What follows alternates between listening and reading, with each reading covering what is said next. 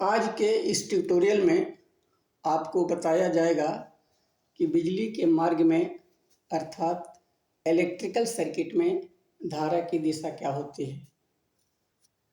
परंतु इससे पहले यह जानना आवश्यक है कि आखिर विद्युत धारा है क्या, तभी हम उसके दिशा के बारे में जान पाएंगे। तो आइए जानते हैं धारा के बारे में। पूर्व के वीडियो में हम आपको बता चुके हैं कि जिसे हम विद्युत कहते हैं वह वास्तव में ऊर्जा का एक रूप है जिसे विद्युत ऊर्जा कहते हैं। कुछ लोग इसे बिजली कहते हैं, कुछ लोग इलेक्ट्रिसिटी कहते हैं, कुछ लोग इसको करंट कहते हैं। मतलब कई नामों से इसे जाना जाता है। तो यह जो विद्युत है या जो करंट आप कह रहे हैं, उसकी दिशा इस क्लास का, इस वीडियो का मकसद है इसकी दिशा के बारे में बताना कि यह जब सर्किट में दौड़ता है तो बैटरी के पॉजिटिव से निकलता है कि निगेटिव से निकलता है। यही बात हम बताने की कोशिश कर रहे हैं। तो यहाँ पर देखिए गौर से, यही एक सर्किट है, इसमें बैटरी है, यहाँ पर स्विच है, ये फ्यूज है और ये तार है और यहाँ पर लोड का कनेक्शन होता है। लोड का मतलब बल्ब हो गया, पंखा हो गया या कोई भी चीज़ है उसका कनेक्शन होता है।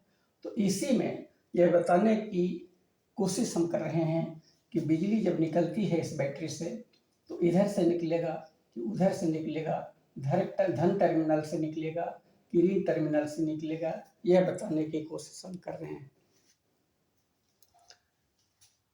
तो पहले बता दें कि विद्युत आवेश दो प्रकार का होता है। एक का नाम है धन विद्युत कण और दूसरा का नाम है ऋण विद्युत कण।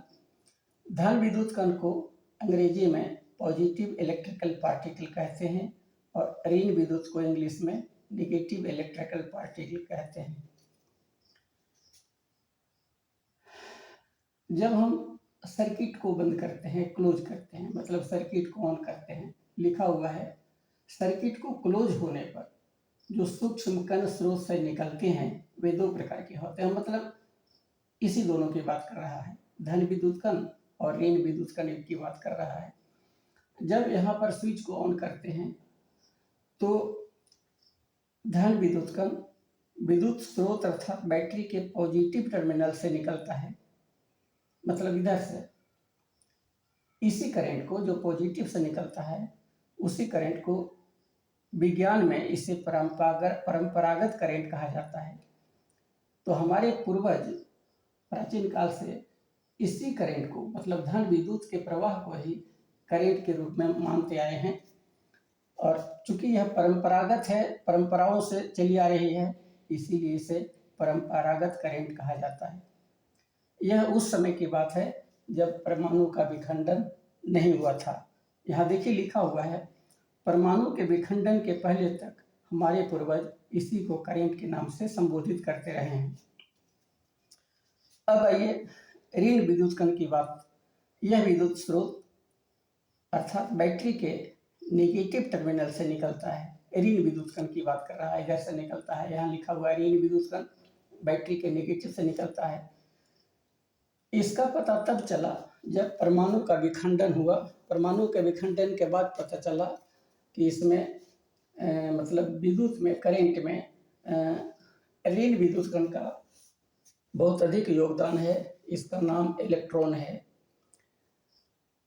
इसकी जानकारी परमाणु विखंडन के बाद मिली। यह भी पता चला कि ऋणात्मक होता है, इसीलिए इसका यहाँ लिखा गया है ऋण विद्युत कण। वैज्ञानिकों ने इसका नाम इलेक्ट्रॉन रखा। यहाँ निष्कर्ष में लिखा है कि जब विद्युत स्रोत से ऋणात्मक टर्मिनल से इलेक्ट्रॉन निकलता है तभी पॉजिटिव टर्मिनल से निकलने वाला करंट अस्तित्व में आता है।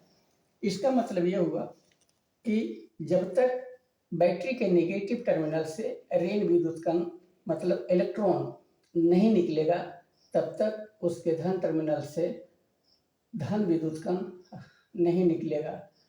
मतलब दोनों में बहुत बड़ा रिलेशन है।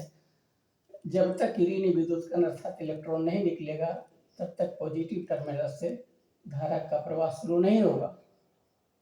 तो अब आप समझ गए होंगे कि करंट क्या होता है। हमारा मकसद था करंट की दिशा के बारे में जानकारी देना। और करंट चूंकि परंपरा से धन आवेश को कहा जाता रहा है, इसीलिए इसका मतलब हो गया कि करंट जब भी निकलेगा तो बैटरी के पॉजिटिव टर्मिनल से निकलता है और लोड से होते हुए यह पुनः बैटरी के नेगेटिव टर्मिनल से प्रवेश करता है। मतलब जो करंट जिसे हम कह रहे हैं उसका है कि बैटरी के पॉजिटिव टर्मिनल से निकलता है और सर्किट से घूमते घूमते मतलब स्विच, फ्यूज, तार, भार सभी चीज़ों से होते हुए बैटरी के नेगेटिव टर्मिनल में प्रवेश करता है। अर्थात इस ढंग से धारा प्रवाहित होते रहता है। उम्मीद है आप समझ गए होंगे, और अगर समझ गए हैं तो चैनल को अवश्य सब्सक्राइब कर दीजिएगा और एक साथियों 2-4 साथियों को आप इसे शेयर अवश्य कर दें। धन्यवाद।